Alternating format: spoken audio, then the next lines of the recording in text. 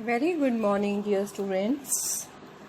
आज मैं आपके सामने एक नया लेक्चर लेके आई हूँ जो कि है कंपोनेंट्स ऑफ फूड।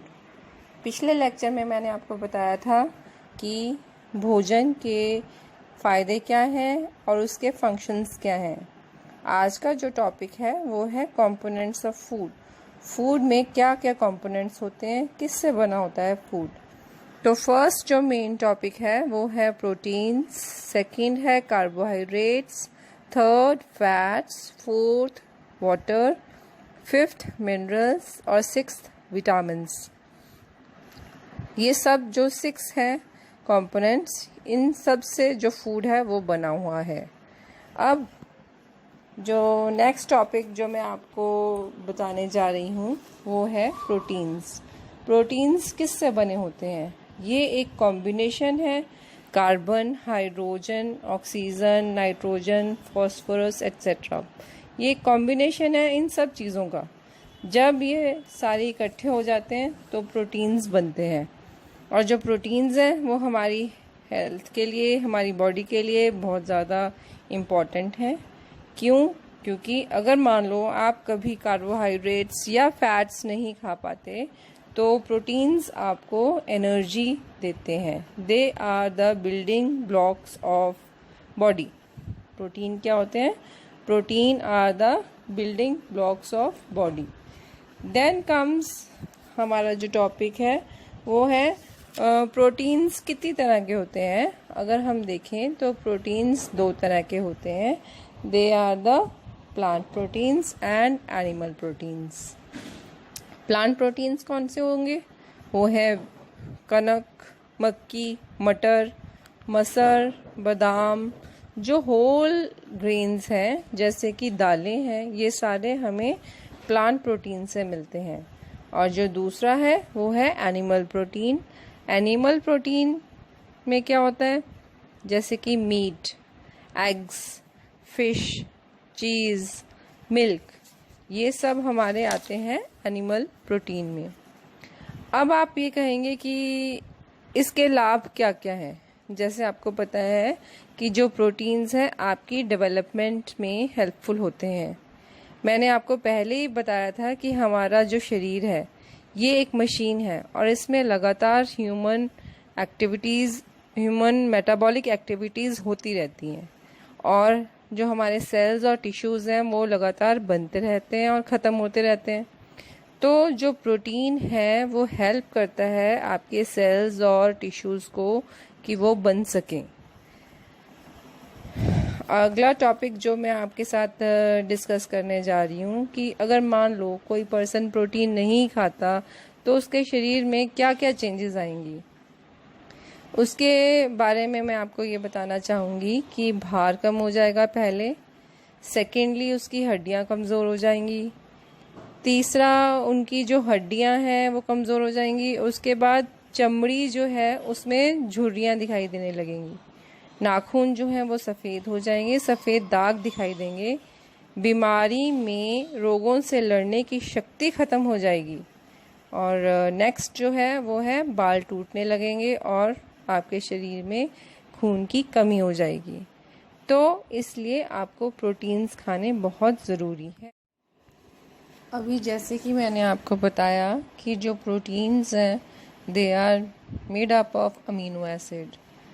ठीक है, तो जो सबसे छोटा कंटेंट है प्रोटीन का वो है अमीनो एसिड।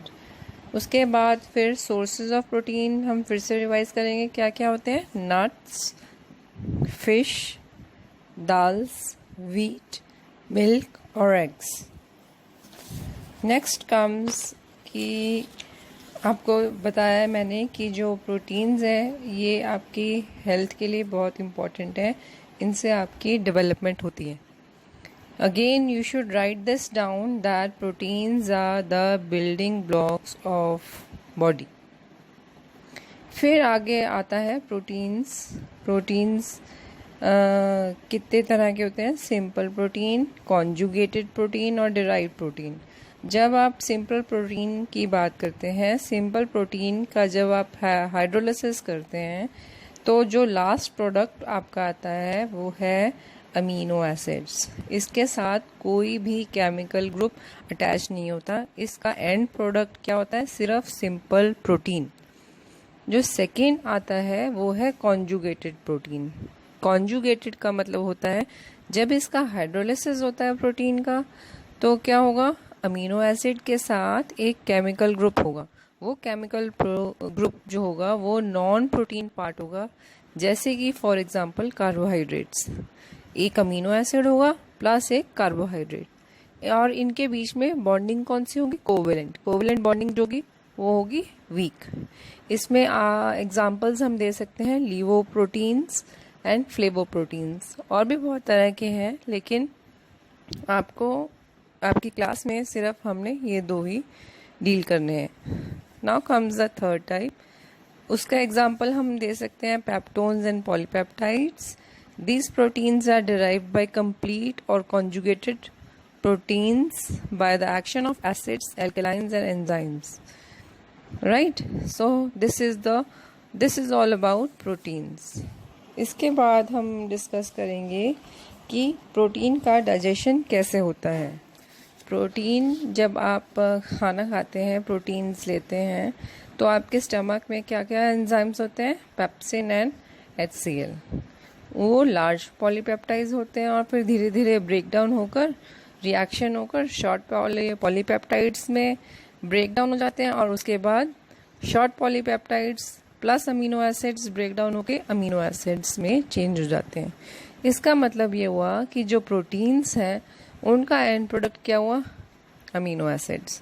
या आप ये कह सकते हैं कि जो अमीनो एसिड्स हैं, अगर हम एक amino acid plus amino acid plus amino acid and so on हम अगर मिलाते हैं तो क्या बन जाएंगे? प्रोटीन्स।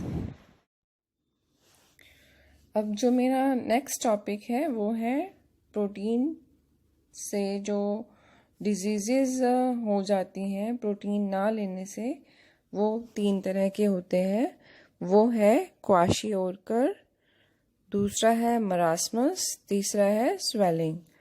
क्वाशियोरकर जो होता है वो 1 से 3 साल तक के बच्चे में हो जाता है, और उससे जो उसकी लेग्स हैं या टांगे हैं वो पतली होनी शुरू हो जाती हैं, और बॉडी में सूजन आ जाती है सारी जगह पर, और जो उसकी स्किन है, जो उसकी चमड़ी है, वो लाल रंग की हो जाएगी और खुरदरी हो जाएगी। जो हंसने खेलने वाले बच्चे हैं उनमें चिड़चिड़ापन आने लग जाएगा, और उनका जो वेट है, बॉडी वेट है, वो कम हो जाएगा। फिर आ गया सेकेंड जो है वो है मरास्मस। इससे क्या होता है कि सारी बॉडी पतली होनी शुरू हो जाती है, उनके जो स्किन है वो मांस है वो कम नज़र आता है, और हड्डियां ही हड्डियां नज़र आती हैं बॉडी में, और इससे वो जो बच्चा है बहुत ज़्यादा पतला दिखाई देता है। और जो तीसरा है वो है स्वेलिंग। भूखे रहने से, आपको पता है इंडिया में माल नरिशमेंट बहुत ज़्यादा है, बच्चों में भूखे रहते हैं, उनको प्रॉपर डाइट नहीं मिलती। इसके कारण भी जो बॉडी है वो स्वेल होनी शुरू हो जाएगी, और उससे उसको क्या होता है, उससे वो बच्चा पतला दिखाई देगा, और लेकिन जो बॉडी है वो सारी ही सूजी हुई दिखाई देगी। इस तरीके से जो मैंने आपको सारी बातें बताई हैं डिजीज़ेस के बारे में, प्रोटीन के बारे में, प्रोटीन डाइजेशन के बारे में, ये सब आपने ध्यान से पढ़नी है और अंडरस्टैंड करनी है। तो आज जो मेरा ये प्रोटीन का टॉपिक है वो ख़त्म होता है। Thank you very much.